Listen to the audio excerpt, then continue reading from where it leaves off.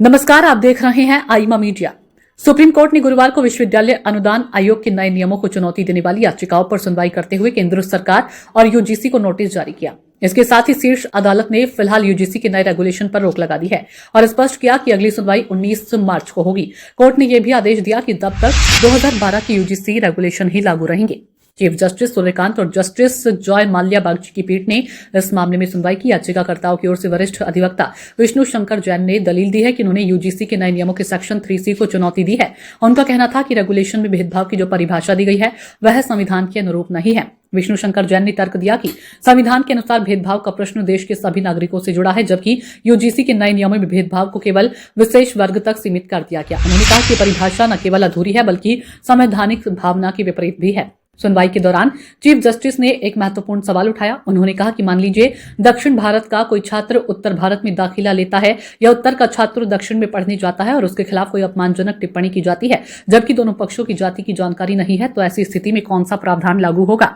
इस पर विष्णु जैन ने जवाब दिया कि सेक्शन 3E ऐसी परिस्थितियों को कवर करता है। उन्होंने कहा कि यदि किसी के जन्मस्थान के आधार पर भेदभाव होता है तो उसके लिए अलग से प्रावधान मौजूद है और उस पर कार्रवाई की जा सकती है।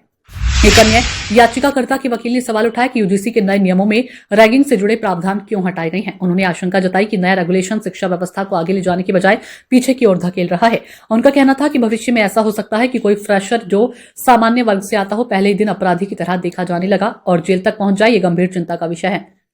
सुनवाई के दौरान चीफ जस्टिस सूर्यकांत ने एक बड़ी टिप्पणी करते हुए कहा कि आजादी के 75 साल बाद भी हम समाज को जातियों से मुक्त नहीं कर सके हैं। सवाल तो यह है कि क्या इस नए कानून के जरिए हम और पीछे की ओर जा रहे हैं। याचिकाकर्ताओं ने अदालत से यूजीसी के नए रेगुलेशन को समाप्त करने और उस पर तत्काल रोक लगाने की मांग की। उन्होंने यह भी कहा कि यदि अदालत अनुमति दो तो वे इससे बेहतर और संतुलित रेगुलेशन तैयार कर सकती हैं। इस पर सॉलिसिटर जनरल तुषार मेहता ने कहा कि एक संवैधानिक मामला है। हालांकि कोर्ट ने रेगुलेशन में प्रयुक्त भाषा को लेकर चिंता जताई।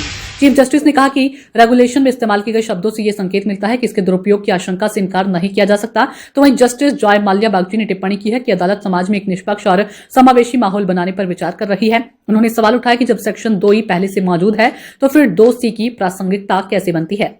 आईमा मीडिया को यदि आप YouTube पर देख रहे हैं तो कृपया सब्सक्राइब करें। सोशल मीडिया या फेसबुक पर देख रहे हैं तो फॉलो करें और हाँ, कमेंट बॉक्स में हमें अपनी राय अवश्य दें।